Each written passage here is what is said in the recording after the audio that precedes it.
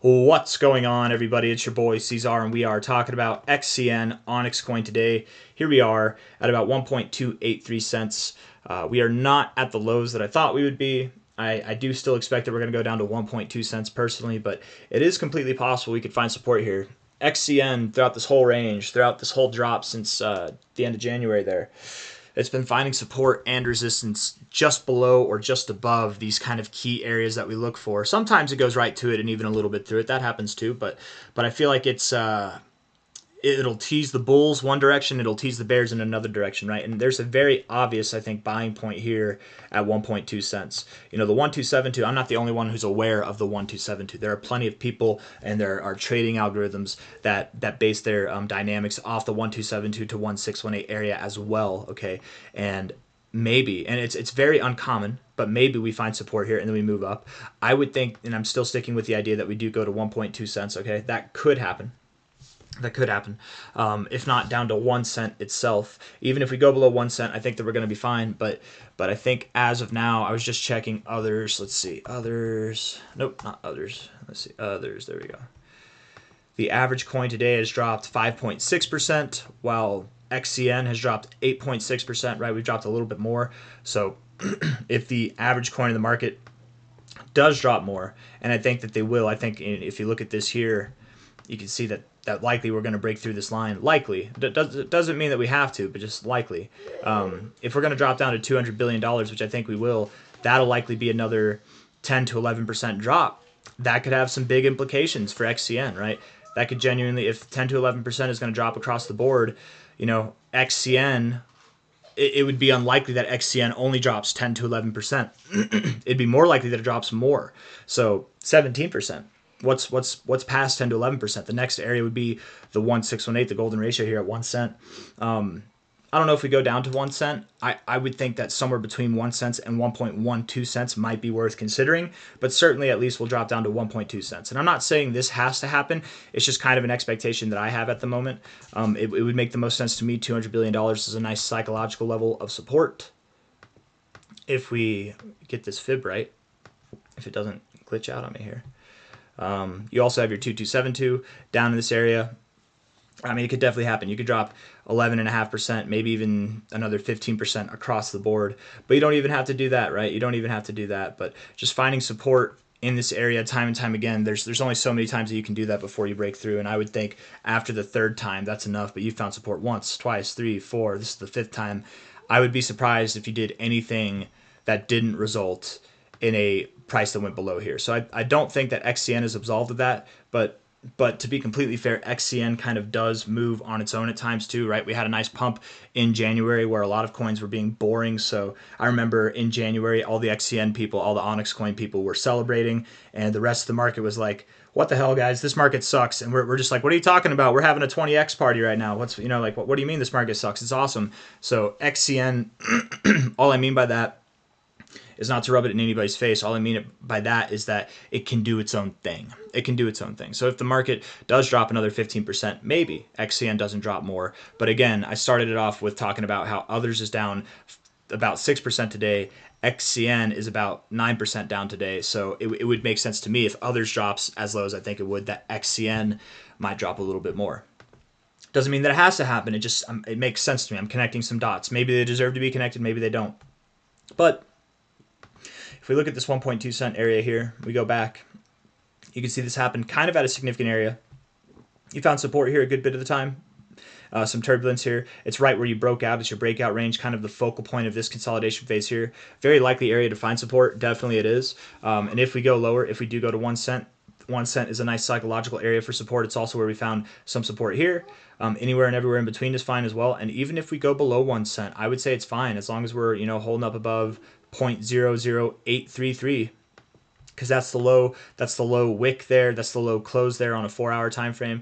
Perhaps if we were to go below 1 cent, we would find support somewhere between 0.00877, 0.00833, something in there. Somebody said we're going to go down to 007, and if that happens, man, I hope you get that. That'd actually be really cool. 007, maybe 00777, I don't know. But I don't think that's going to happen. If it does, you know, still I'm bullish on XCN. I think that would just be a flash crash shakeout moment that would cause a bunch of capitulation and panic selling. give an opportunity for the weak hands to get out, the paper hands to fold, and then for the strong hands, the diamond hands, to come in and buy it up and send this thing to the next level. Of course, I don't expect that we go down there. I don't expect that we would go below this area, because this is the area where Justin Sun bought. This is the area where HTX Global bought and got involved more so. Like they all kind of partnered together with OnyxCoin and Chain. So I think that this area is very important and it will be held. But we are definitely interacting with it now and looking to at least go down to 1.2 cents. So that's another 7% drop or so from here. Let's see, from the current price of 1.278 cents. That's another 6.8% drop. So I would expect that or more to come. I've done a lot of talking. Let's do some TA. Okay, so looking at this, maybe not with this one. Let's look at this. Let's look at this over here. Oh, no. Hold on. Why do I have two of these pulled up? Let's refresh it. Come on now. XCN. Okay. 4-hour time frame here. Getting oversold. You're at the lowest lows that you've been in a while, so that should encourage people to buy, not discourage people to buy. Not financial advice, not a financial advisor, but being at the lower oversold areas that you've been in a while, that tends to mean that your downtrend is at an end. It doesn't mean that it's over right now. You can be at the lowest areas that you sell or that you've seen in your oversold zone, come up and then find a higher low, and that could still and likely would produce lower prices. But it would likely signal, and it does signal, in my opinion, that we are near the end of this phase down, at least on a 4-hour time frame. So over the coming days, I would expect this week to close green. I would expect that we have a good week coming up here. Whether we find this resolution today or it's sometime tomorrow on Monday, I think it is going to happen pretty damn soon. I don't think, in other words, I don't think that we can sustain readings down here for several days, right? If we did, we'd be going down toward the zero, and the closer you get to the zero, the less likely it is. We wouldn't want to get to the zero. That would produce a very, very strong move, something stronger than what I'm calling for sure. But from a time perspective, what this tells me is we are about there. We are days away from seeing some recovery here. And oftentimes, this is a point that I made in my Bitcoin video that I just made.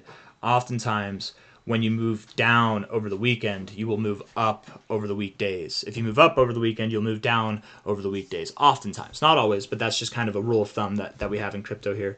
I suppose maybe we can find an example of that. Right here, you moved up on Saturday and Sunday, and then what'd you do? You moved down here. Here, you moved down on Sunday, and the next week you literally came up and you moved up back above where you were on that Sunday drop there.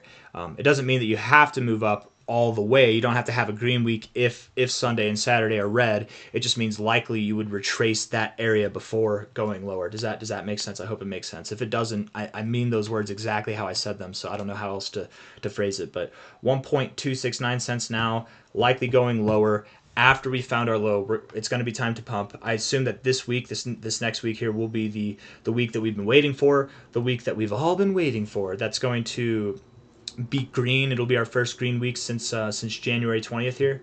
It's funny. It's not funny. I get it. It's a little bit discouraging. I understand. But it is funny to me because I remember what it was like in my first cycle. There are a lot of people here who say it's been doing nothing. It's just been this boring. All it's done is go down. But dude, what do you mean? What do you mean? All it's done is go down.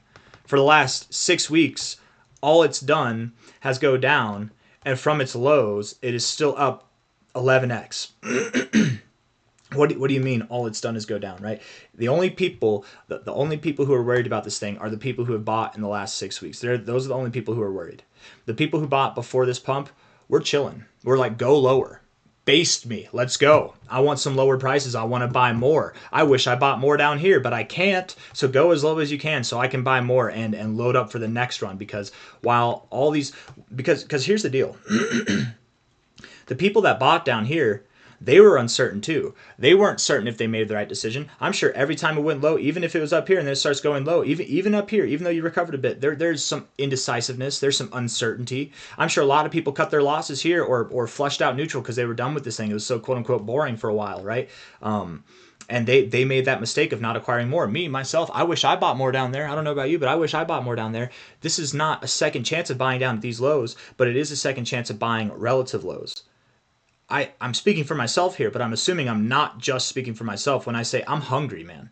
I want more. I'm going to make up for the fact that I didn't load the truck up down here, and I loaded it up a decent bit. It's a significant hold, you know, from down there, but it wasn't my most significant hold. And I'm just going to add to it here. That's all I'm saying. The people that are worried about it, the people who are fearful, are the paper hands. The people who are not worried about it are the people who've been in this project for a long time. And when you have the bulls, most of the bulls being bullish, and you have bears who are just chomping at the bit at every single percentage that we move down, generally speaking, that creates kind of a more I would say a frantic presence to the bearish note, and those frantic presences tend to get eaten up to the other side, right? People want to see the price go down. Whether you're a bear or a bull, people want to see the price go down. So likely we're not going to see it go down too much more. At least that's my perspective. I could be wrong on that. What do I know? I don't know everybody's mind, but I'm just painting a story here, I guess. Whenever it does come time to moving up, let me just summarize this video real quick so we can end the thing, okay? When it does come time to move up, we will likely see prices that are well above this price here at about 5 cents. I think that we will be bouncing from 1.2 cents or around there. So the minimum target expectation has moved up, you guys. It'll be right around 12 cents. The maximum target expectation could be above 30 cents even. I still like this 15 cent to 20 cent area, but now we're talking about 17 cents to 20 cents. Some people are like, oh, so we just moved down, you're just moving your targets up? No, I'm not moving my targets up. It's just if you move down, the fib extensions get higher. You see how it happens? The fib extensions get higher. If you are to pull back, if you are to see new highs relative to this, then the fib extensions go higher.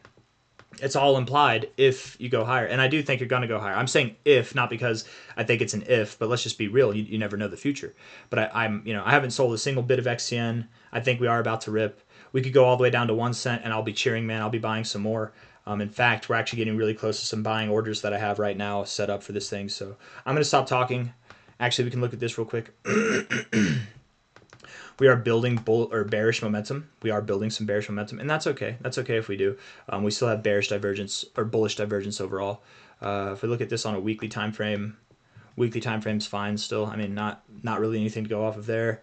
We could bounce right off the oversold zone, which we did last time over here. We didn't do that here, but that can be a very bullish signal itself. If we close here this week at this price or lower, we will likely get a nice bounce off this area, which would promote some decent growth. We'd also be bouncing off the 50 on the weekly. So closing here, even if we close a little bit below the 50, which we've done before, that doesn't mean that it's a bad thing, right? 45, 50, whatever, somewhere in between that area. If we close here on a weekly time frame or a little bit lower, this will be a very good area to bounce on the weekly RSI.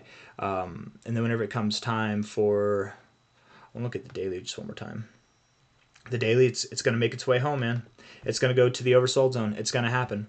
You know, we've long theorized that, and I thought that we were absolved of that with this move up here, but it's looking like we're going to do it. Once we get oversold, I think we're in the clear, and it's time to start thinking higher.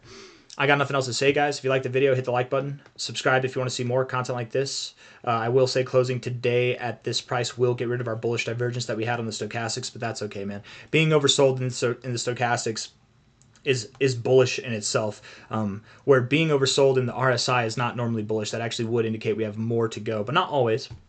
Not always.